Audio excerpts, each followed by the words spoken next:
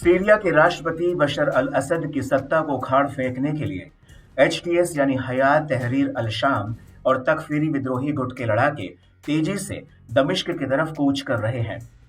लेकिन अब रूसी सेना और ईरान के लड़ाके असद की ढाल बनकर सामने खड़े हो गए हैं।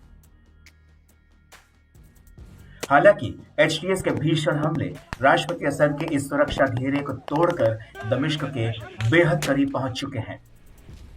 एचटीएस के लड़ाकों ने सीरिया के हामा शहर पर पूरी तरह से कब्जा कर लिया है और विद्रोहियों ने हामा से सीरिया की सेना को बाहर खदेड़ दिया है।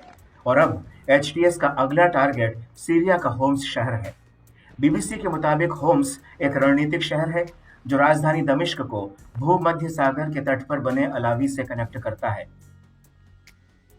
और ये इलाका सीरिया के राष्ट्रपति बशर अल असद का गढ़ है और सीरिया में उनकी सत्ता बनाए रखने में इस इलाके की अहम भूमिका रही है। और यही वजह है कि अब हमा से सीरियन आर्मी का भागना असद के लिए एक बहुत बड़ा झटका है। लेकिन रणनीतिक लिहाज से दमिश्क पर फतह का रास्ता हामा से खुल चुका है। अलेप्पो से हामा की दूरी करीब 120 किलोमीटर है, तो वहीं हामा से दमिश्क की दूरी 200 किलोमीटर है और सीरिया के लताकिया से हामा शहर बिल्कुल ही सटा हुआ है, जहां पर रूसी सेना का एक सैन्य अड्डा मौजूद है। एचटीएस के लिए दमिश्क पर हमला करने में हामा सबसे अहम है। वहीं हामा से होम्स शहर की दूरी महज 44 किलोमीटर की है। दरअसल हामा में जब विद्रोही घुसे तो वहां की आम जनता ने उनका स्वागत किया।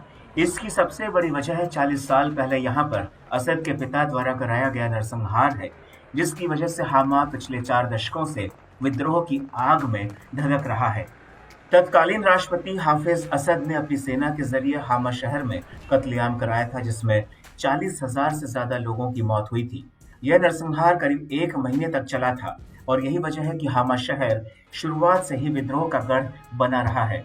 सबसे बड़ी बात यह है कि हामा सीरिया का चौथा सबसे बड़ा शहर है और 1982 के दशक में राष्ट्रपति हाफिज के भाई रिफात ने सीरियन आर्मी की गोला बारूद यूनिट को इस शहर पर बमबारी करने की इजाजत दी थी, जिसमें हजारों लोग मारे गए थे और यहीं से रिफात का नाम हामा का कसाई पड़ गया था। और इसी वजह से हामा शहर में विद्रोह की आग पिछले 40 सालों से भड़की हुई है।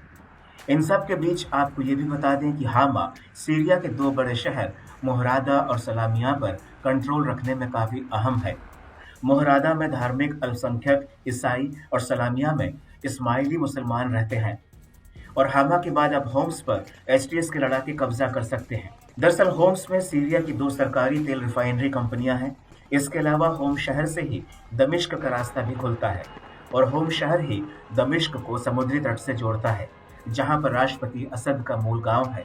और होम्स पर कब्जा होने के बाद असद की सरकार का बचना लगभग नामुमकिन है।